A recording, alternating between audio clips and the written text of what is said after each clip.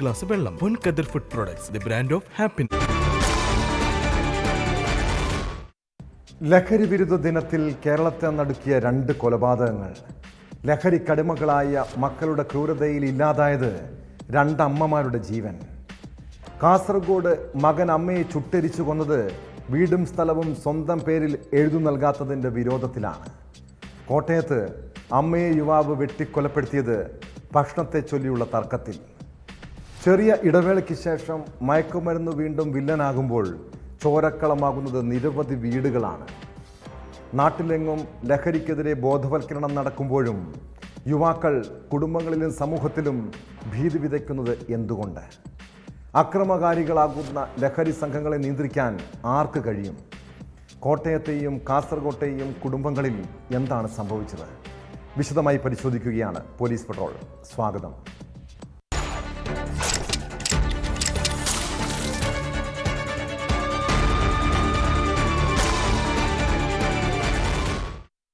കുട്ടിക്കാലത്ത് മക്കൾക്ക് ഇഷ്ടമുള്ള ഭക്ഷണമെല്ലാം പാകം ചെയ്ത് കൊടുക്കുന്നവരാണ് അമ്മമാർ.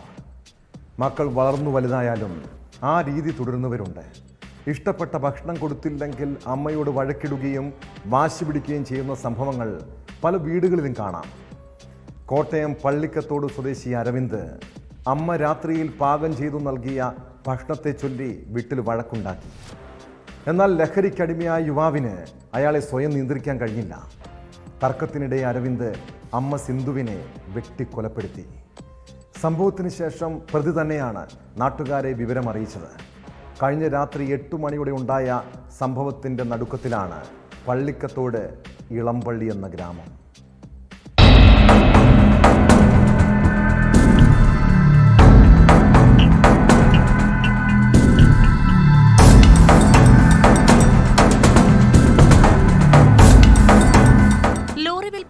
ായ സിന്ധുവിനെ ഭക്ഷണം പാകം ചെയ്യുന്നതുമായി ബന്ധപ്പെട്ട തർക്കത്തിൽ കൊല്ലുകയായിരുന്നു. വീട്ടിലെ വെട്ടുകത്തി കൊണ്ടാണ് തലയ്ക്കുൾപ്പെടെ വെട്ടിക്കൊന്നത്. കൊലപാതകത്തിന് ശേഷം പ്രതിയായ അരവിന്ദ് തന്നെ അയൽവാസികളെ വിവരമറിയിക്കുകയായിരുന്നു. ഇവരാണ് പള്ളിക്കത്തോട് പോലീസിനെ വിളിച്ചു വരുത്തിയത്. പ്രതിയെ സംഭവസ്ഥലത്ത് നിന്ന് പോലീസ് കസ്റ്റഡിയിലെടുത്തു.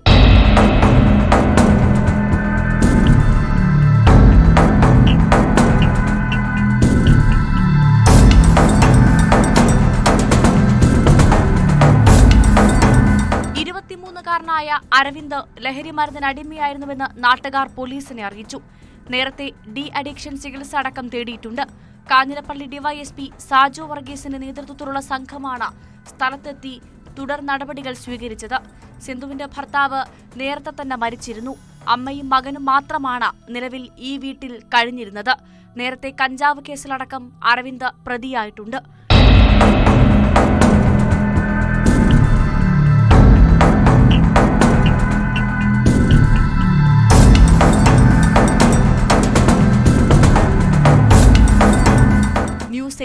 കോട്ടയം. ലഹരിക്കടിമകളായവരിൽ 2 തരം സ്വഭാവ പ്രകൃതമുള്ളവരുണ്ട്. ചിലർ എപ്പോഴും അക്രമകാരികളാകും.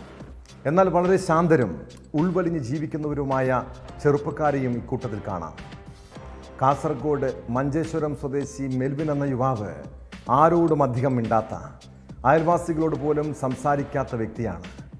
ഒരു വിഷാദ രോഗിയെപ്പോലെയായിരുന്നു അയാളുടെ പെരുമാറ്റം. എന്നാൽ കഴിഞ്ഞ ദിവസം പെറ്റമ്മയെ കൊലപ്പെടുത്തിയ സംഭവത്തോടെയാണ് മെൽവിൻ്റെ ഉള്ളിലെ അക്രമകാരിയെ നാട്ടുകാർ തിരിച്ചറിഞ്ഞത്.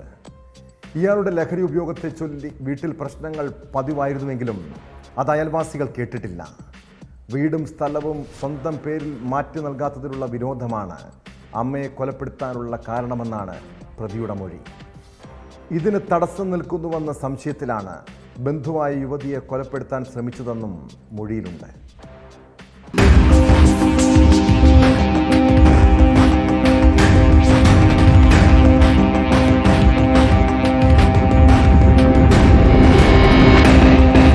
ഓർക്കാടിയിൽ അമ്മയെ മകൻ തീകൊളുത്തി കൊന്ന സംഭവത്തിൽ ഞെട്ടിപ്പിക്കുന്ന വിവരങ്ങൾ പുറത്ത്.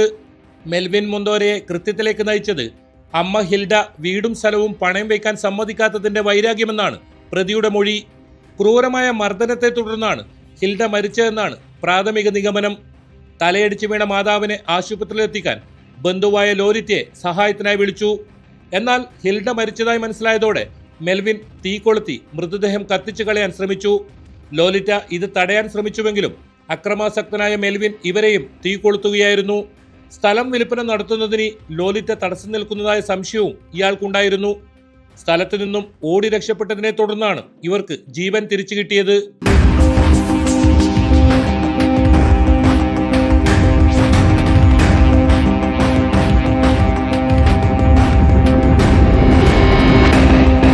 നേരത്തെ വിദേശത്തായിരുന്ന മെൽവിൻ നാട്ടിലെത്തി കൽപ്പണയിൽ മിഷൻ ഓപ്പറേറ്ററായി ജോലി ചെയ്തു വരികയായിരുന്നു. തിരിച്ച് വിദേശത്തേക്ക് പോകുവാനും വിവാഹം കഴിക്കുവാനും പണം ആവശ്യമുള്ളതിനാൽ വീടും സ്ഥലവും പണയം വയ്ക്കാൻ ഇയാൾ മാതാവ് ഹിൽഡയോട് നിരന്തരം ആവശ്യപ്പെട്ടിരുന്നു. എന്നാൽ താമസ സ്ഥലം പണയം വയ്ക്കുവാൻ ഹിൽഡയ്ക്ക് സമ്മതമുണ്ടായിരുന്നില്ല. ഇതേ ചൊല്ലി ഇവർ തമ്മിൽ പ്രശ്നങ്ങളുണ്ടാകുന്നത് പതിവായിരുന്നു. പ്രതിയുടെ മൊഴി പൂർണ്ണമായും പോലീസ് വിശ്വാസത്തിലെടുത്തിട്ടില്ല. നിലവിൽ ദർലക്കട്ടയിലെ സ്വകാര്യ ആശുപത്രിയിൽ ഗുരുതരാവസ്ഥയിൽ ചികിത്സയിൽ കഴിയുന്ന ലോലിറ്റയുടെ മൊഴി കൂടി രേഖപ്പെടുത്തിയാൽ മാത്രമേ സംഭവത്തിലെ യഥാർത്ഥ വസ്തുത പുറത്തുവരികയുള്ളൂ. കോടതിയിൽ ഹാജരാക്കിയ പ്രതിയെ റിമാൻഡ് ചെയ്തു. തെളിവെടുപ്പ് നടപടികൾക്കും കൂടുതൽ ചോദ്യം ചെയ്യലിനുമായി പ്രതിയെ പോലീസ് കസ്റ്റഡിയിൽ ആവശ്യപ്പെട്ട് തിങ്കളാഴ്ച കോടതിയിൽ ഹർജി സമർപ്പിക്കും.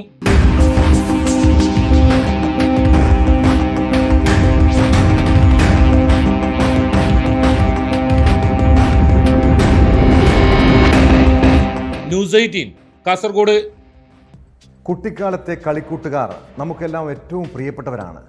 ആൺപെൺ വ്യത്യാസമില്ലാതെ ഒത്തൊരുമിച്ച് കളിച്ചു വളർന്ന ആ കാലം പലരുടെയും മനസ്സിലുണ്ടാകുമല്ലേ. കൊല്ലം പുനലൂരിന് സമീപം കടുവാക്കുഴി എന്ന കൊച്ചു ഗ്രാമത്തിൽ അയൽക്കാരായ കുട്ടികൾ ഇങ്ങനെ കൂടപ്പിറപ്പുകളെപ്പോലെ കഴിഞ്ഞു വന്നവരാണ്.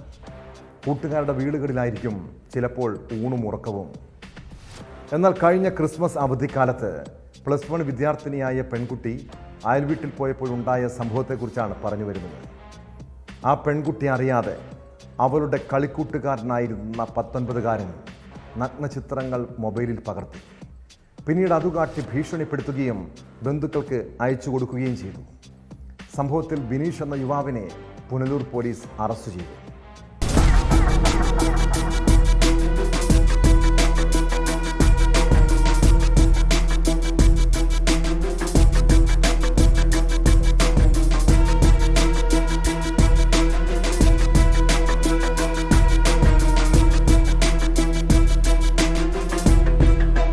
കഴിഞ്ഞ ക്രിസ്മസ് സമയത്ത് അയൽവീട്ടിൽ ഉറങ്ങാൻ പോയ 17-കാരിയുടെ നഗ്നചിത്രങ്ങൾ പെൺകുട്ടി അറിയാതെ ബിനീഷ് പകർത്തുകയായിരുന്നു.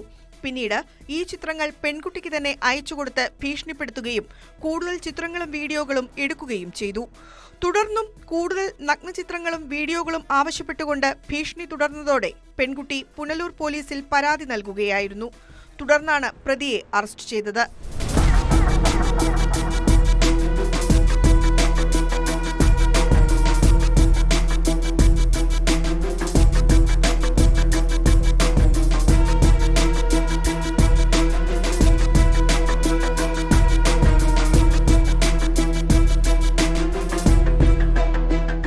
പോലീസ് പെൺകുട്ടിയുടെ മൊഴി രേഖപ്പെടുത്തി നടത്തിയ അന്വേഷണത്തിൽ ബിനീഷിന്റെ മൊബൈൽ ഫോണിൽ നിന്നും ദൃശ്യങ്ങൾ കണ്ടെടുത്തു. പോക്സോ, IT ആക്ട് എന്നിവയിലെ വിവിധ വകുപ്പുകൾ ചുമത്തിയാണ് അറസ്റ്റ്. പുനലൂർ കോടതിയിൽ ഹാജരാക്കിയ പ്രതിയെ റിമാൻഡ് ചെയ്തു. പ്രതി നേരത്തെയും സമാന കുറ്റകൃത്യങ്ങൾ ചെയ്തിട്ടുണ്ടോ എന്ന് പോലീസ് പരിശോധിച്ചു വരുന്നു.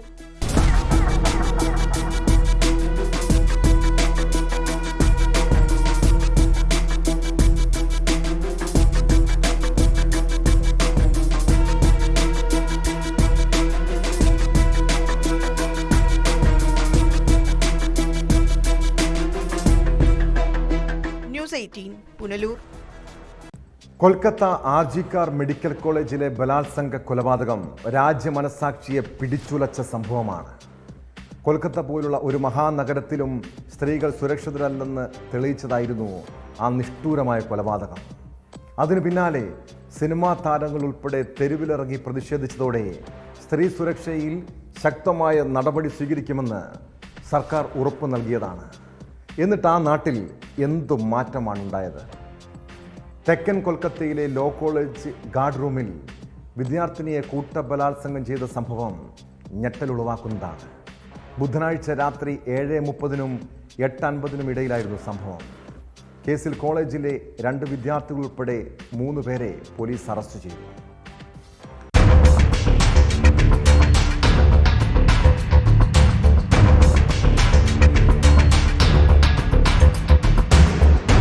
ബുധനാഴ്ച രാത്രിയാണ് പെൺകുട്ടിയെ 3 പേർ ചേർന്ന് ബലാത്സംഗം ചെയ്തത്. പെൺകുട്ടിയുടെ പരാതിയുടെ അടിസ്ഥാനത്തിൽ കസ്ബ പോലീസ് FIR രജിസ്റ്റർ ചെയ്യുകയും മനോജിത് മിശ്ര, സെയ്ബ് അഹമ്മദ്, പ്രമിത് മുഖോപാധ്യായ എന്നിവരെ അറസ്റ്റ് ചെയ്യുകയുമായിരുന്നു. തൃണമൂൽ കോൺഗ്രസിന്റെ വിദ്യാർത്ഥി വിഭാഗമായ തൃണമൂൽ ഛാത്ര പരിഷത്തിന്റെ സൗത്ത് കൊൽക്കത്ത ജില്ലാ യൂണിറ്റ് ജനറൽ സെക്രട്ടറിയാണ് മനോജിത്. മറ്റു 2 പേരും കോളേജിലെ വിദ്യാർത്ഥികൾ.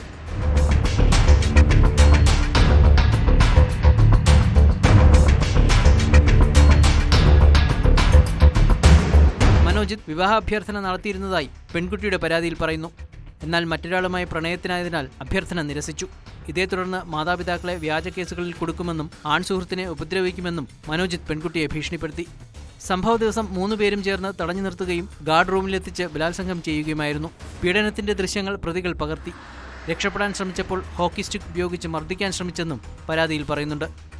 സംഭവത്തിൽ അന്വേഷണം പുരോഗമിക്കുകയാണ്. RG കർ മെഡിക്കൽ കോളേജിലെ ബലാത്സംഗ കൊലപാതകം നടന്ന് 10 മാസത്തിന് ശേഷമാണ് കൊൽക്കത്തയിൽ നിന്ന് അതിക്രൂരമായ മറ്റൊരു ബലാത്സംഗ കേസ് റിപ്പോർട്ട് ചെയ്യുന്നത്. സംഭവം രാഷ്ട്രീയ വിവാദമായി വളർന്നിട്ടുണ്ട്.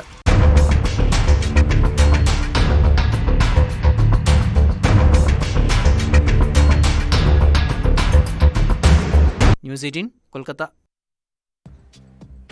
നമ്മുടെ നാട്ടിൽ സ്ത്രീ സുരക്ഷ ഉറപ്പാക്കണമെങ്കിൽ നിയമവും നിയമ നടപടികളും കർശനമാക്കണമെന്നും പ്രതികൾക്ക് കടുത്ത ശിക്ഷ നൽകണമെന്നും വാദിക്കുന്നവരുണ്ട്. കുട്ടികളെ ലൈംഗികമായി പീഡിപ്പിക്കുന്നവരെ ഇനി പുറം ലോകം പോലും കാണാൻ അനുവദിക്കരുത്. പാലക്കാട് പട്ടാമ്പിയിൽ 2 പോക്സോ കേസുകളിൽ ഉണ്ടായ ശിക്ഷാവിധികൾ മാതൃകാപരമാണ്.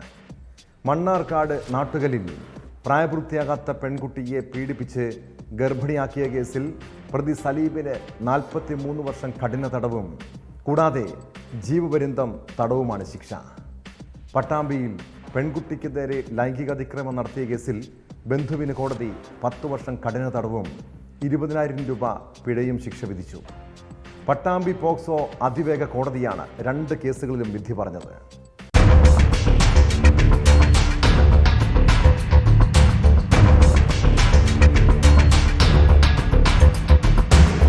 മണ്ണാർക്കാട് നാട്ടുകലിൽ പ്രായപൂർത്തിയാകാത്ത പെൺകുട്ടിയെ പീഡിപ്പിച്ച് ഗർഭിണിയാക്കിയ കേസാണ് ഒന്ന്.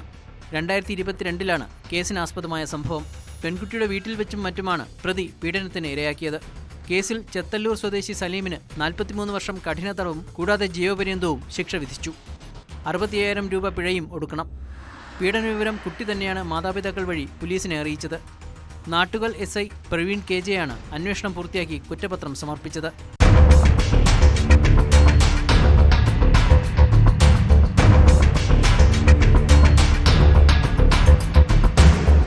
പ്രായപൂർത്തിയാകാത്ത പെൺകുട്ടിക്ക് നേരെ ലൈംഗികാതിക്രമം നടത്തിയ കേസിലെ പ്രതിക്ക് 10 വർഷം കഠിന തടവും 20,000 രൂപ പിഴയുമാണ് ശിക്ഷ വിധിച്ചത്. കോട്ടോപ്പാടം സ്വദേശി മുഹമ്മദ് ഹാരിസിനെയാണ് ശിക്ഷിച്ചത്. 2022 കേസിനാസ്പദമായ സംഭവം. ബന്ധുകൂടിയായ പ്രതി വീട്ടിൽ ആളുകൾ ഇല്ലാത്ത സമയം നോക്കിയാണ് പെൺകുട്ടിയെ പീഡിപ്പിച്ചത്. ശാരീരിക ബുദ്ധിമുട്ടുകൾ മൂലം പെൺകുട്ടി തന്നെയാണ് വീട്ടുകാരെ വിവരമറിയിച്ചത്. മണ്ണാർക്കാട് SI M സുനിലാണ് അന്വേഷണം നടത്തി കുറ്റപത്രം സമർപ്പിച്ചത്. 2 കേസുകളിലും പ്രോസിക്യൂഷനു വേണ്ടി അഡ്വക്കേറ്റ് നിഷ വിജയകുമാർ ഹാജരായി.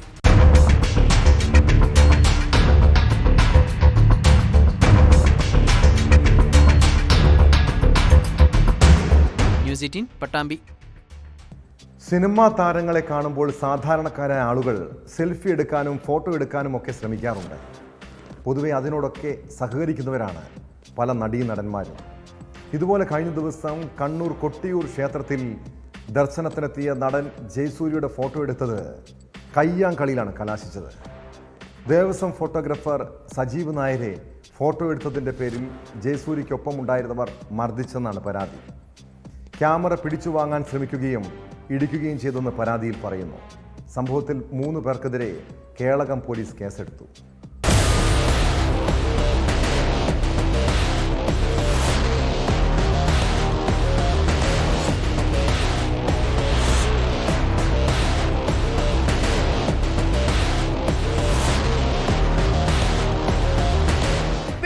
രാവിലെയാണ് സിനിമാ താരം ജയസൂര്യ കൊട്ടിയൂർ ക്ഷേത്രത്തിൽ എത്തിയത്. ഇതിന്റെ ചിത്രങ്ങൾ എടുക്കാൻ ശ്രമിച്ച ദേവസ്വം ഫോട്ടോഗ്രാഫർ സജീവ് നായരെ ജയസൂര്യയുടെ ഒപ്പമുണ്ടായിരുന്നവർ മർദ്ദിച്ചതായാണ് പരാതി.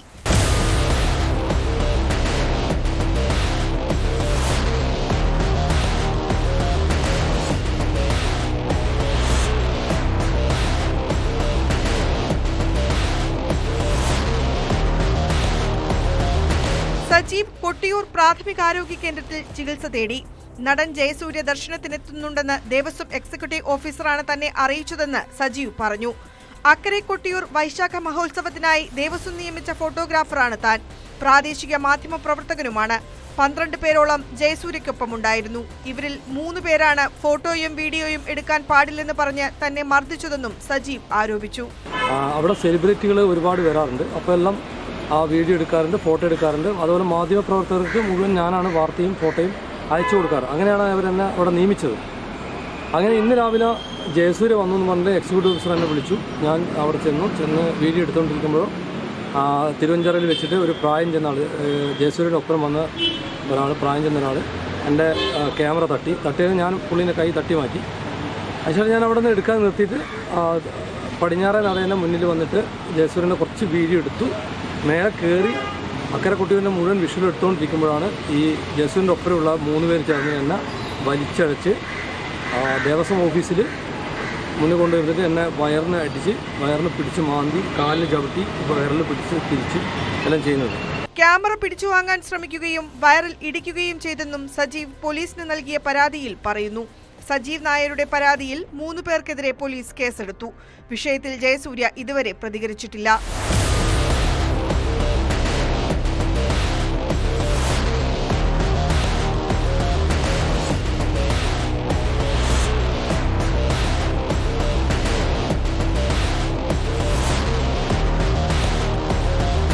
ന്യൂസ് 18 കണ്ണൂർ.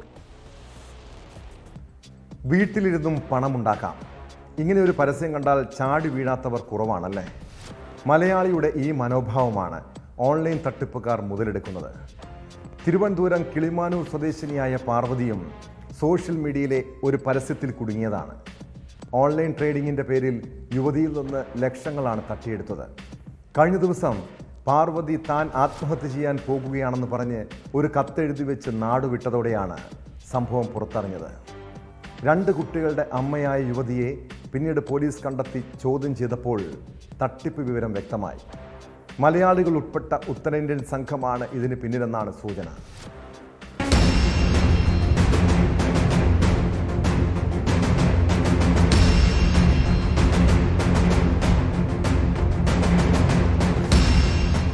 വ്യാഴാഴ്ച രാവിലെ 8:30യോടെ വീട്ടിൽ നിന്ന് പോയ പാർവതിയെ രാത്രി 10:30യോടെ തമ്പാനൂർ റെയിൽവേ സ്റ്റേഷനിൽ നിന്നാണ് റെയിൽവേ പോലീസ് കണ്ടെത്തിയത്.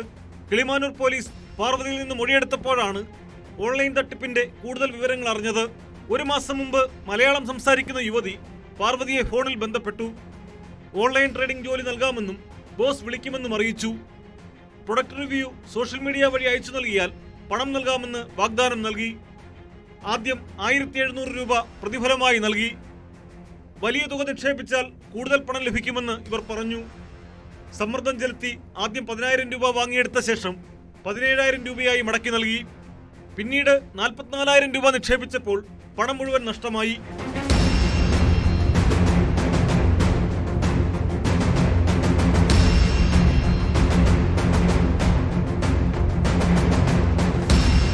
നഷ്ടപ്പെട്ടതിന്റെ ഇരട്ടി തിരിച്ചു പിടിക്കാമെന്ന് പറഞ്ഞ് ഇവർ കൂടുതൽ തുക വാങ്ങിച്ചെടുത്തു.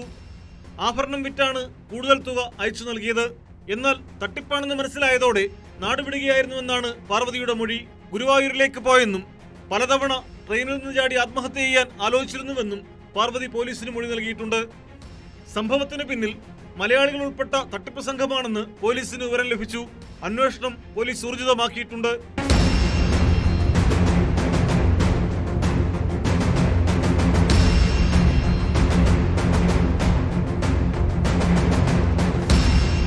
ന്യൂസ് 18 തിരുവനന്തപുരം. മന്ത്രിമാരുടെയും ജഡ്ജിമാരുടെയും ഒക്കെ വീടുകൾക്ക് പോലീസിൻ്റെ കനത്ത സുരക്ഷയുള്ളതാണ്. അവിടെ കയറി ഒരാൾക്ക് അക്രമമോ മോഷണമോ നടത്താൻ കഴിയുമോ? എന്നാൽ പോലീസ് കാവലുള്ള ഒരു ഹൈക്കോടതി ജഡ്ജിയുടെ വീട്ടിൽ മോഷണമുണ്ടായ സംഭവം അതീവ ഗൗരവമുള്ളതാണ്. ജസ്റ്റിസ് എ ബദറുദ്ദീൻ്റെ കൊച്ചി കളമശ്ശേരിയിലെ വീട്ടിൽ തിങ്കളാഴ്ചയാണ് മോഷണം നടന്നത്. 6 പവൻ തൂക്കം വരുന്ന വളകൾ ഉൾപ്പെടെയുള്ള സ്വർണ്ണാഭരണങ്ങൾ നഷ്ടപ്പെട്ടതായി പോലീസിന് നൽകിയ പരാതിയിൽ പറയുന്നു. സംഭവത്തിൽ കളമശ്ശേരി പോലീസ് കേസെടുത്ത് അന്വേഷണം തുടങ്ങി.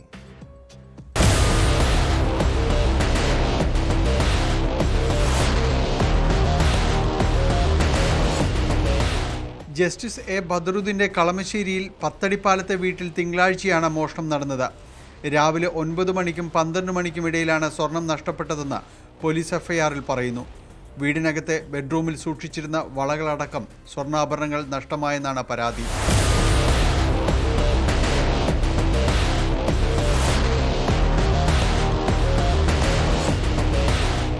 ജസ്റ്റിസ് എ ബദറുദ്ദീന്റെ വീട്ടിൽ നിന്ന് സ്വർണ്ണാഭരണങ്ങൾ നഷ്ടപ്പെട്ടതായി അദ്ദേഹത്തിന്റെ പ്രൈവറ്റ് സെക്രട്ടറി രഹന TR ആണ് കളമശ്ശേരി പോലീസ് സ്റ്റേഷനിൽ പരാതി നൽകിയത്. സംഭവത്തിൽ കളമശ്ശേരി പോലീസ് കേസെടുത്ത് അന്വേഷണം ആരംഭിച്ചു. കവർച്ച നടന്നതിന് ലക്ഷണങ്ങളൊന്നും വീട്ടിലില്ല. പരിചയക്കാരായ ആരെങ്കിലുമാണ് സ്വർണം എടുത്തത് എന്നതിലുൾപ്പെടെ പോലീസിന് സംശയമുണ്ട്. പ്രദേശത്തെ CCTV തെളിവുകൾ അടക്കം ശേഖരിച്ച് അന്വേഷണം ഊർജിതമാക്കിയതായി കളമശ്ശേരി പോലീസ് അറിയിച്ചു.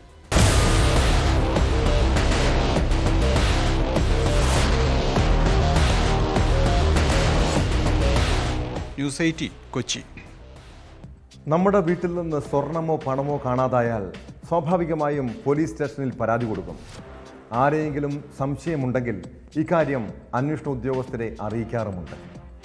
തിരുവനന്തപുരത്തെ ഒരു വീട്ടിൽ നിന്ന് സ്വർണം കാണാതായ സംഭവത്തിൽ പരാതിക്കാരി സംശയിച്ചത് വീട്ടുജോലിക്കാരിയാണ്.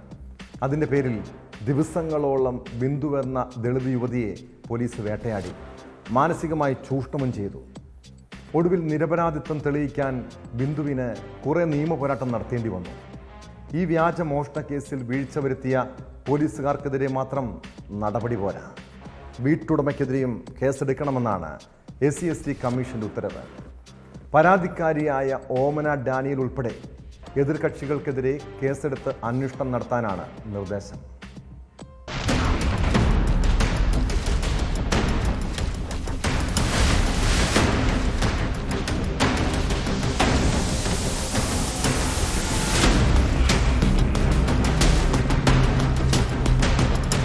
വീട്ടുജോലിക്കാരിയായ പനവൂർ പനയമുട്ടം സ്വദേശിനി R ബിന്ദുവിനെതിരെ മോഷണമാരോപിച്ച് വീട്ടുടമ അമ്പലമുക്ക് സ്വദേശി ഓമന ഡാനിയലാണ് പരാതി നൽകിയത്. ഇവരുടെ വീട്ടിൽ നിന്നും 2.5 പവൻ സ്വർണം മോഷ്ടിച്ചു എന്ന പരാതിയിലായിരുന്നു ബിന്ദുവിനെ പെരൂർക്കട പോലീസ് സ്റ്റേഷനിൽ വിളിച്ചു വരുത്തി SI ഉൾപ്പെടെയുള്ള പോലീസുകാർ മാനസികമായി പീഡിപ്പിച്ചത്. മാല നഷ്ടപ്പെട്ടത് ഏപ്രിൽ 18-നാണെങ്കിലും പരാതി നൽകിയത് 23-നായിരുന്നു. വീട്ടിലറിയിക്കാതെ ഒരു രാത്രി മുഴുവൻ പോലീസ് സ്റ്റേഷനിലിരുത്തി ബിന്ദുവിനെ ക്രൂരമായി ചോദ്യം ചെയ്യുകയും പിറ്റേന്ന് ഉച്ചയ്ക്ക് 12 മണിവരെ അനധികൃതമായി കസ്റ്റഡിയിൽ വെക്കുകയും ചെയ്തിരുന്നു. ഭക്ഷണം ഉൾപ്പെടെ നൽകാതെ രാത്രി മുഴുവൻ സ്റ്റേഷനിൽ തടഞ്ഞു വെച്ചുവെന്നും മാനസികമായി പീഡിപ്പിച്ചുവെന്നുമായിരുന്നു യുവതിയുടെ പരാതി.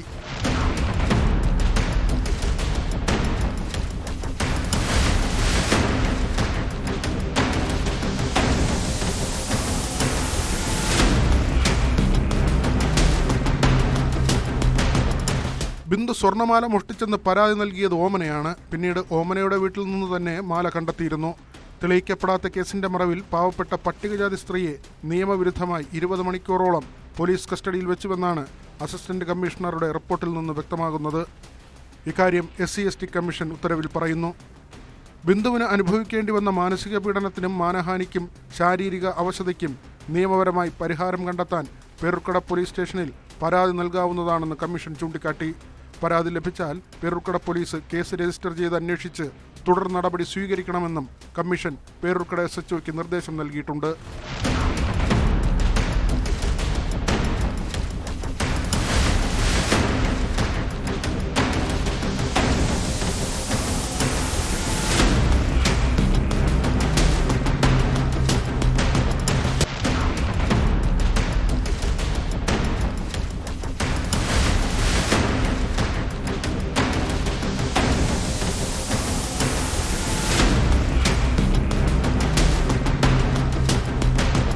ന്യൂസ് 18 തിരുവനന്തപുരം.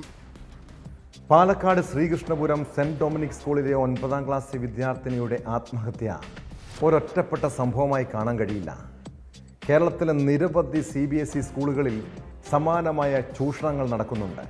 സ്കൂളുകൾ തമ്മിലുള്ള മത്സരത്തിൽ ബലികഴിക്കപ്പെടുന്നത് കുട്ടികളുടെ ജീവിതമാണ്. ആശിർ നന്ദിയുടെ മരണത്തോടെ ഈ വിഷയത്തിൽ ബാലാവകാശ കമ്മീഷൻ ശക്തമായ നടപടികളിലേക്ക് കടന്നിരിക്കുന്നു. പോലീസിനോടും സ്കൂൾ അധികൃതരോടും കമ്മീഷൻ വിശദമായ റിപ്പോർട്ട് ആവശ്യപ്പെട്ടു. ആശിർ നന്ദയുടെ വീട് സന്ദർശിച്ച കമ്മീഷൻ ചെയർമാൻ മാതാപിതാക്കളിൽ നിന്നും വിവരങ്ങൾ തേടി.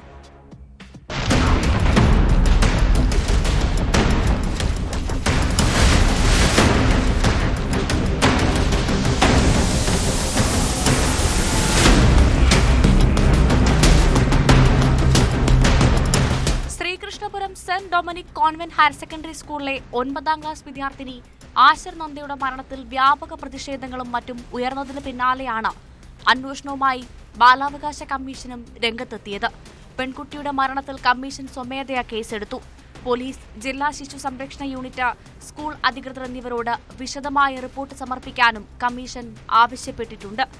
തച്ചനാട്ടുകര ചോളോടുള്ള കുട്ടിയുടെ വീടും ശ്രീകൃഷ്ണപുരം സെന്റ് ഡൊമിനിക് സ്കൂളും commission chairman KV Manoj Kumar, അംഗം KK ഷാജു എന്നിവർ സന്ദർശിച്ചു. ആശർ നന്ദയുടെ മാതാപിതാക്കളായ പ്രശാന്ത്, സജിത, അമ്മാവൻ കണ്ണൻ, തച്ചനാട്ടുകര പഞ്ചായത്ത് പ്രസിഡന്റ് KPN സലീം, പൊതുജനങ്ങൾ എന്നിവരോട് ചെയർമാൻ വിവരങ്ങൾ ചോദിച്ചറിഞ്ഞു. നിരവധി CBSE സ്കൂളിൽ സമാനമായ ചൂഷണം നടക്കുന്നുണ്ടെന്ന് കമ്മീഷൻ ചെയർമാൻ വ്യക്തമാക്കി. സംസ്ഥാനത്തെ വിവിധ സ്കൂളുകളിൽ നിന്ന് കമ്മീഷൻ ഇത്തരം പരാതികൾ ലഭിക്കുന്നുണ്ട്. കുട്ടികൾക്ക് അവിടെ മാനസിക സംഘർഷം കൂട്ടുന്ന തരത്തിലുള്ള പല പ്രവർത്തനങ്ങളും സ്കൂൾ മാനേജ്മെന്റുകളുടെ ഭാഗത്തുനിന്ന് ഉണ്ടാവുന്നുണ്ട് എന്നുള്ളത് വസ്തുതയാണ്. കുട്ടികൾക്ക് അവിടെ അവരുടെ സന്തോഷങ്ങൾ പങ്കിടാനോ അല്ലെങ്കിൽ അവർക്കൊരു ചെറിയൊരു ആഹ്ലാദങ്ങൾ പോലും ലഭ്യമാവാത്ത തരത്തിൽ അവരെ ഇപ്പോഴിവിടെ ഞങ്ങളിപ്പോഴും മനസ്സിലാക്കിയത് കുട്ടികളെ ടോർച്ചർ ചെയ്യുന്നുണ്ട് ഉള്ള വരെ കാര്യങ്ങളാണ് ഇപ്പോഴും മനസ്സിലാക്കുന്നത്. വിവിധ മേഖലയിലുള്ള ആളുകൾ, ഇപ്പോൾ ഇവിടെ പഞ്ചായത്ത് പ്രസിഡന്റ് അടക്കമുള്ള ആളുകൾ ഞങ്ങളോട് പങ്കിട്ടിട്ടുള്ള വിവരങ്ങൾ വെച്ചുകൊണ്ട് വളരെ ഗൗരവത്തോടെ സമീപിക്കേണ്ട ഒരു സമയമായിരിക്കുന്നു എന്നുള്ളത് തന്നെയാണ്. കൃത്യമായിട്ട് ഇത്തരം സ്കൂളുകളെ നിയന്ത്രിക്കുന്നതിനാവശ്യമായ നിയമനിർമ്മാണവും അടക്കം ഉണ്ടാവണമെന്നാണ് കമ്മീഷൻ ആഗ്രഹിക്കുന്നത്. മരണത്തെ തുടർന്ന് ഉണ്ടായേക്കാവുന്ന മാനസികാഘാതം കണക്കിലെടുത്ത് പെൺകുട്ടിയുടെ സഹപാഠികൾക്കും സ്കൂൾ ബസ്സിലൊപ്പമുണ്ടാകാറുള്ള കുട്ടികൾക്കും അധ്യാപകർക്കും തിങ്കളാഴ്ച മുതൽ കൌൺസിലിംഗ് നൽകണമെന്ന് ജില്ലാ ശിശു സംരക്ഷണ യൂണിറ്റിന് നിർദ്ദേശം നൽകി. കുട്ടികൾക്ക് സന്തോഷം നൽകുന്ന രീതിയിൽ അവരുടെ അവകാശങ്ങൾ നിലനിർത്തുന്ന അന്തരീക്ഷം സ്കൂൾ മാനേജ്മെന്റ് ഉറപ്പുവരുത്തണം. വിട്ടുവീഴ്ചയില്ലാതെ കൃത്യമായ നടപടികൾ എടുക്കണമെന്നും കമ്മീഷൻ നിർദ്ദേശിച്ചു. അതിനിടെ കുട്ടിയുടെ പിതാവും ബാലാവകാശ കമ്മീഷന് രേഖാമൂലം പരാതി സമർപ്പിച്ചു. അതേസമയം സംഭവത്തിൽ പോലീസിന്റെ അന്വേഷണവും പുരോഗമിക്കുന്നുണ്ട്. ആത്മഹത്യാക്കുറിപ്പിലെ കയ്യേശ്വരം പോലീസ് പരിശോധിക്കും. മാതാപിതാക്കളുടെയും അധ്യാപകരുടെയും മൊഴി രേഖപ്പെടുത്താനും തീരുമാനം.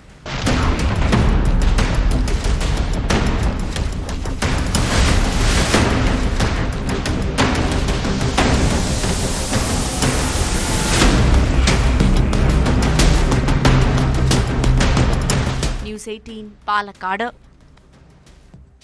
മലയാള സിനിമയിലെ ലഹരി ഇടപാടുകൾ കേരളം ഏറെ ചർച്ച ചെയ്തതാണ്. എന്നാൽ മോളിവുഡിൽ മാത്രമല്ല, തമിഴ് സിനിമാ രംഗത്തും ലഹരി സംഘങ്ങൾ പിടിമുറുക്കിയിട്ടുണ്ട്. ലഹരി ഇടപാട് കേസിൽ നടൻ ശ്രീകാന്തിന് പിന്നാലെ കൃഷ്ണയും അറസ്റ്റിലായതോടെ ശക്തമായ നടപടികളിലേക്ക് കടക്കുകയാണ് പോലീസ്. താരങ്ങൾ ലഹരി പാർട്ടികളിൽ പതിവായി പങ്കെടുക്കാറുണ്ടെന്നാണ് കണ്ടെത്തൽ. നേരത്തെ അറസ്റ്റിലായ കെവിൻ എന്ന യുവാവിൽ നിന്ന് നടൻ കൃഷ്ണ കൊക്കൈൻ വാങ്ങി ഉപയോഗിച്ചതായും സുഹൃത്തുക്കൾക്ക് കൈമാറിയതായും പോലീസ് പറയുന്നു. ലഹരി ഉപയോഗിക്കുന്നവരുടെ വാട്സാപ്പ് ഗ്രൂപ്പുകളിൽ നടൻ സജീവമാണെന്നും ലഹരി ഉപയോഗിച്ച വിവരം ഗ്രൂപ്പിൽ പങ്കുവച്ചിട്ടുണ്ടെന്നും കണ്ടെത്തിയിട്ടുണ്ട്.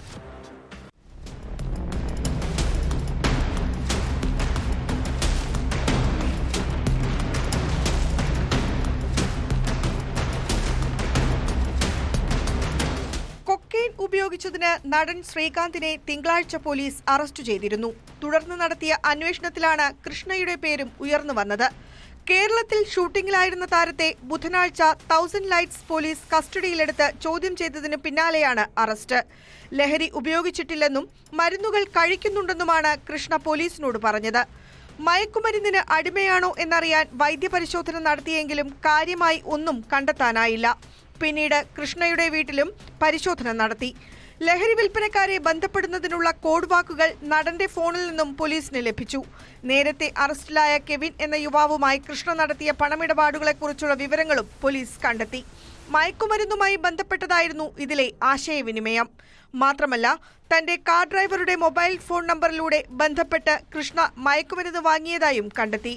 ഇതേ തുടർന്നായിരുന്നു അറസ്റ്റ്.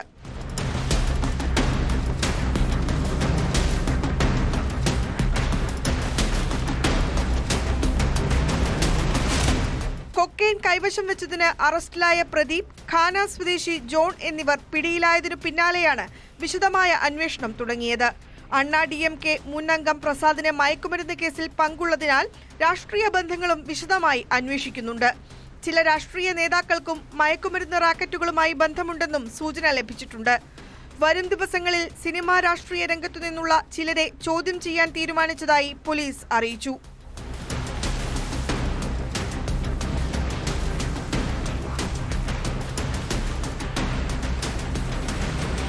സംവിധായകൻ വിഷ്ണു വർദ്ധന്റെ സഹോദരനായ കൃഷ്ണ 20-ലേറെ സിനിമകളിലും ഏതാനും TV പരമ്പരകളിലും അഭിനയിച്ചിട്ടുണ്ട്. ഈഗിൾ എന്ന സിനിമയിൽ അഭിനയിച്ച കൃഷ്ണ തമിഴിൽ അറിയപ്പെട്ടു വരുന്ന നടനാണ്. തമിഴ്, തെലുങ്ക് സിനിമകളിൽ അറിയപ്പെടുന്ന ശ്രീകാന്ത് 2002-ൽ തമിഴ് ചിത്രമായ റോജാക്കൂട്ടത്തിലൂടെയാണ് വെള്ളിത്തിരയിൽ എത്തിയത്. തെലുങ്കിൽ ശ്രീറാം എന്ന പേരിലാണ് അറിയപ്പെടുന്നത്. മലയാളത്തിൽ ഹീറോ, ഉപ്പുകണ്ടം ബ്രദേഴ്സ് തുടങ്ങിയ ചിത്രങ്ങളിൽ അഭിനയിച്ചിട്ടുണ്ട്.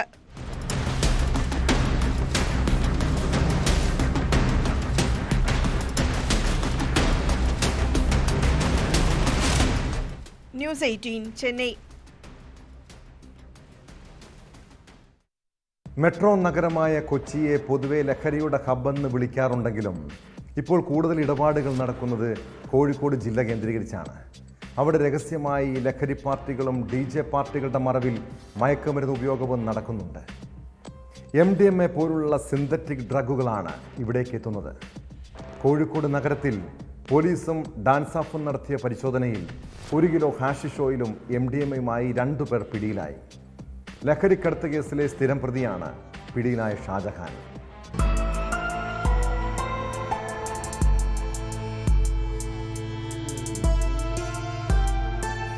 കോഴിക്കോട് മാവൂർ റോഡ് ഭാഗത്ത് നടക്കാവ് പോലീസും ഡാൻസാഫ് നടത്തിയ പരിശോധനയ്ക്കിടെയാണ് കല്ലായി സ്വദേശി NB ഷാജഹാനും ബേപ്പൂരിൽ വാടകയ്ക്ക് താമസിക്കുന്ന ലക്ഷദ്വീപ് സ്വദേശി മുഹമ്മദ് റാസിയും പിടിയിലായത്. ഇവരിൽ നിന്നും 1 കിലോഗ്രാം കഞ്ചാവും 22 ഗ്രാം MDMAയും കണ്ടെടുത്തു. ലഹരി വിപണിയിൽ ഇവയ്ക്ക് ലക്ഷങ്ങൾ വിലമതിക്കും. ലഹരിക്കടത്ത് കേസിലെ സ്ഥിരം പ്രതിയാണ് ഷാജഹാനെന്ന് പോലീസ് അറിയിച്ചു. 120 കിലോ കഞ്ചാവ് കടത്തിയ കേസിൽ ആന്ധ്രാപ്രദേശിൽ ഇയാൾ ജയിൽ ശിക്ഷ അനുഭവിച്ചിട്ടുണ്ട്.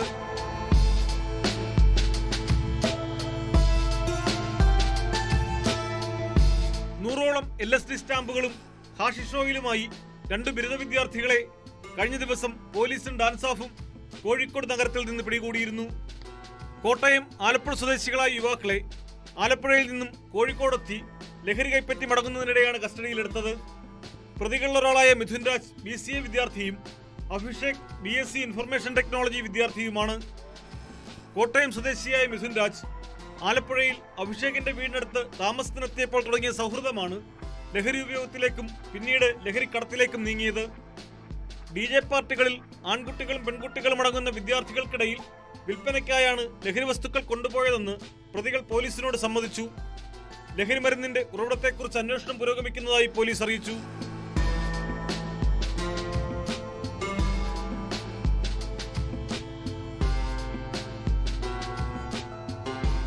ന്യൂസ് 18 കോഴിക്കോട്. സംസ്ഥാനത്ത് വിവിധ സ്ഥലങ്ങളിൽ ലഹരി വേട്ട തുടരുകയാണ്. കൊല്ലത്ത് കോളേജ് വിദ്യാർത്ഥികൾക്ക് MDMA കൈമാറ്റം ചെയ്യുന്നതിനിടെ 3 പേർ എക്സൈസിന്റെ പിടിയിലായി. ഒരാൾ കൂടി രക്ഷപ്പെട്ടു. ഇവരിൽ നിന്ന് 48 ഗ്രാം MDMA പിടികൂടി. ഇടുക്കി തൊടുപുഴയിൽ ഇതര സംസ്ഥാന തൊഴിലാളികളിൽ നിന്നും 1 കിലോയിലധികം കഞ്ചാവ് കണ്ടെടുത്തു.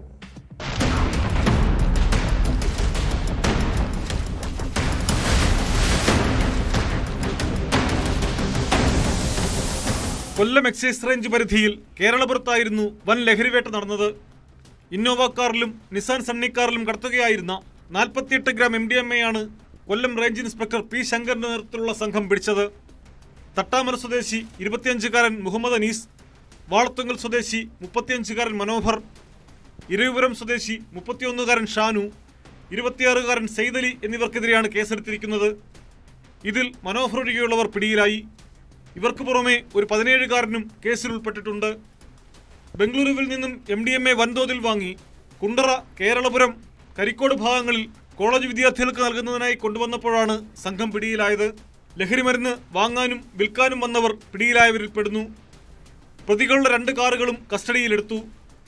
വിപണിയിൽ 2 ലക്ഷം രൂപ വിലമതിക്കുന്ന MDMAയാണ് പിടിച്ചെടുത്തത്. കോടതിയിൽ ഹാജരാക്കിയ പ്രതികളെ റിമാൻഡ് ചെയ്തു.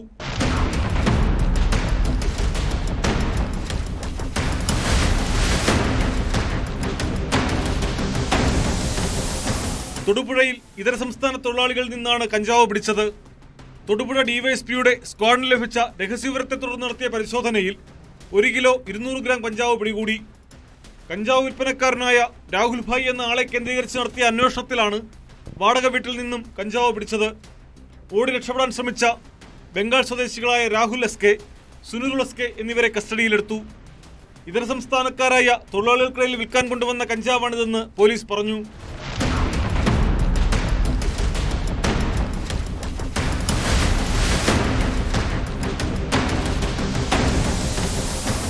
ന്യൂസ് 18 കൊല്ലം, ഇടുക്കി. കൊല്ലം കിളികൊല്ലൂരിൽ കാണാതായ +2 വിദ്യാർത്ഥിനിയെ മരിച്ച നിലയിൽ കണ്ടെത്തിയ സംഭവമാണ് പോലീസ് പെട്രോളിനെ പരിശോധിക്കുന്നത്. കിളികൊല്ലൂർ സ്വദേശിനി നന്ദ സുരേഷ് പിറന്നാൾ ദിനത്തിൽ കൂട്ടുകാരിയുടെ വീട്ടിൽ പോയതായിരുന്നു. രാത്രിയായിട്ടും മകളെ കാണാതായതോടെ വീട്ടുകാർ പോലീസ് സ്റ്റേഷനിൽ പരാതി നൽകി.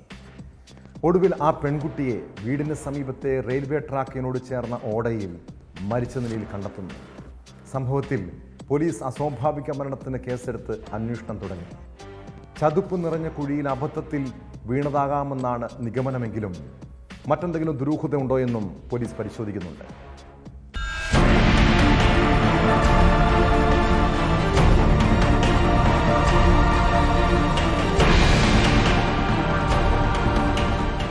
+2 വിദ്യാർത്ഥിയായിരുന്നു നന്ദ സുരേഷ്. നന്ദയുടെ പിറന്നാൾ ദിനത്തിൽ സഹപാഠിയുടെ വീട്ടിൽ പോയിരുന്നു. തിരികെ വീട്ടിലെത്താത്തതിനെ തുടർന്ന് കിളികൊല്ലൂർ പോലീസ് സ്റ്റേഷനിൽ ബന്ധുക്കൾ പരാതി നൽകി. വ്യാഴാഴ്ച മുതലാണ് നന്ദയെ കാണാതായത്. നാട്ടുകാർ നടത്തിയ പരിശോധനയിൽ വൈകിട്ടോടെ മൃതദേഹം കണ്ടെത്തുകയായിരുന്നു. ഇന്നലെ രാത്രി 7 മണി മുതലാണ് മോളെ കാണാതായത്. അങ്ങനെ നാട്ടുകാരുടെ എല്ലാം കൂടി ഒരു അന്വേഷണം കാര്യങ്ങളുമെല്ലാം നടത്തി. പ്രാദേശികപരമായിട്ടെല്ലാം അന്വേഷിച്ചു. ഇപ്പോഴൊന്നും കുട്ടിയെ കണ്ടില്ല. അങ്ങനെ നേരെ സ്റ്റേഷനിൽ പോയി പെറ്റീഷൻ കൊടുത്തു. അങ്ങനെ പോലീസുകാരും നാട്ടുകാരും എല്ലാം കൂടി തിരച്ചിൽ നടത്തി. കൂട്ടുകാരുടെ വീടുകളിലും എല്ലാം വിളിച്ച് ചോദിച്ചു. ആ ഒരു അന്വേഷണം നടത്തിക്കൊണ്ടിരുന്നപ്പോഴാണ് ഇന്ന് ഉച്ചയായപ്പോഴത്തേക്ക് ഈ സജീവ് എന്ന് പറഞ്ഞ പാർട്ടിയും കുട്ടിയുടെ അച്ഛനുമായിട്ട് ഒരു രണ്ടുപേരും കൂടി ഒരു സംശയത്തിൻ്റെ പുറത്ത് നമ്മൾ ഈ സൈഡിൽ കൂടെ ഒന്ന് ഇറങ്ങി ഒന്നും കൂടി ഒന്ന് നോക്കാമെന്ന് പറഞ്ഞു. ഇന്നലെ ഈ സൈഡെല്ലാം നോക്കിയതാണ്, ഇപ്പോഴൊന്നും കണ്ടില്ല. അങ്ങനെ ഓടയുടെ അകത്തായിപ്പോയി. പോച്ചം കൂടി കിടന്നതുകൊണ്ട് ഓടയുടെ അകത്തായിരുന്നു. അങ്ങനെയാണ് അതിൻ്റെ അച്ഛനും ഈ സജീവ് എന്ന് പറഞ്ഞ ഇവിടുത്തെ പാർട്ടിയും കൂടിയായിട്ട് ഒന്ന് ഇറങ്ങിയപ്പോഴത്തേക്കാണ് ഇത് കണ്ടത്. സിറ്റി പോലീസ് കമ്മീഷണറും ഫോറൻസിക് സംഘവും സ്ഥലത്തെത്തി പരിശോധന നടത്തി. വീടിന് സമീപത്തു കൂടി നടന്നു വന്നപ്പോൾ താഴ്ചയിലേക്ക് തലകറങ്ങി വീണതാകാമെന്നാണ് പ്രാഥമിക നിഗമനം. റെയിൽവേ ട്രാക്കിന് സമീപത്തെ ചതുപ്പ് നിറഞ്ഞ കുഴിയിൽ വീണതിനാലാകാം ആരും അറിയാതെ പോയതെന്നും നാട്ടുകാർ സംശയിക്കുന്നു. കുറച്ചു ദൂരം വന്നപ്പോഴാണ് ആ ഓടയ്ക്കകത്ത് എനിക്ക് എന്തോ കിടക്കുന്ന പോലെ തോന്നി. അടുത്തപ്പോഴാണ് കുട്ടിയുടെ ബോഡിയാണെന്ന് മനസ്സിലായതും പിന്നെ അവരെ വിളിച്ച് അദ്ദേഹത്തിനെ അങ്ങ് പിടിച്ച് മുകളിലോട്ട് കയറ്റുക എന്നുള്ളതായിരുന്നു ആദ്യത്തെ ചടങ്ങ്. ആ സമയത്ത് സിഗ്നൽ വീണ് ട്രെയിൻ വരാനുള്ള സമയമായി. അങ്ങനെ കുട്ടിയെ അദ്ദേഹത്തിനെ മേളിൽ കയറ്റിയിട്ട് സുഹൃത്തുക്കളെ വിളിച്ച് താഴെ ഇറക്കി കൺഫേം ചെയ്യുകയായിരുന്നു. വെള്ളത്തിൽ വീണ നിലയിൽ ചെവിയിലൂടെ ബ്ലഡ് ഇങ്ങനെ നമുക്ക് കാണാമായിരുന്നു. അപ്പോൾ നമുക്ക് കയ്യിലൊരു കുറച്ച് പുല്ലൊക്കെ പിടിച്ചിട്ട് ഇങ്ങനെ ചരിഞ്ഞ് കിടക്കുന്ന ഒരു രീതിയിലാണ് കിടന്നിരുന്നത്. മൃതദേഹം പോലീസും നാട്ടുകാരും ചേർന്ന് ആശുപത്രിയിലേക്ക് മാറ്റി. സംഭവത്തിൽ ദുരൂഹത ഇല്ലെന്നാണ് പോലീസിന്റെ പ്രാഥമിക നിഗമനം. പോസ്റ്റ്മോർട്ടത്തിലെ കൂടുതൽ വിവരങ്ങൾ വ്യക്തമാകൂവെന്ന് പോലീസ് പറഞ്ഞു.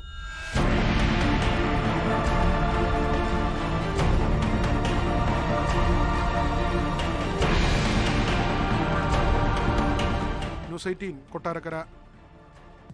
തൊഴിലില്ലായ്മ രൂക്ഷമായ നാട്ടിൽ അഭ്യസ്തവിദ്യരായ ചെറുപ്പക്കാർ പല തട്ടിപ്പുകളിലും കുടുങ്ങാറുണ്ട്.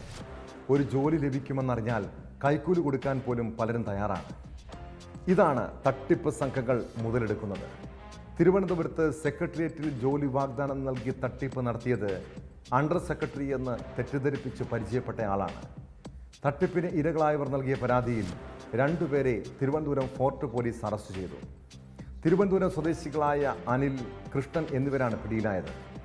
പലരിൽ നിന്നായി ഇവർ 25 ലക്ഷത്തോളം രൂപ തട്ടിയെടുത്തെന്നാണ് പരാതി. ഒരു കാര്യം എല്ലാവരും മനസ്സിലാക്കുന്നത് നല്ലതാണ്. കൈക്കൂലി വാങ്ങി സർക്കാർ ജോലി നൽകിയിരുന്ന പഴയ കാലമൊക്കെ പോയെന്നെ. ഇനി പിൻവാതിൽ നിയമനമാണെങ്കിൽ അതിൽ ഭരിക്കുന്ന പാർട്ടിയുടെ ഒത്താശ വേണം. PSC പരീക്ഷയൊക്കെ പഠിച്ച് പാസ്സായി നല്ല ജോലി നേടുന്നതിന് പകരം ഇതുപോലുള്ള കുറുക്കുവഴികൾ തേടിയാൽ ചതി ഉറപ്പാണ്. ഇതോടെ പോലീസ് പെട്രോൾ പൂർണ്ണമാകുന്നു. നമസ്കാരം.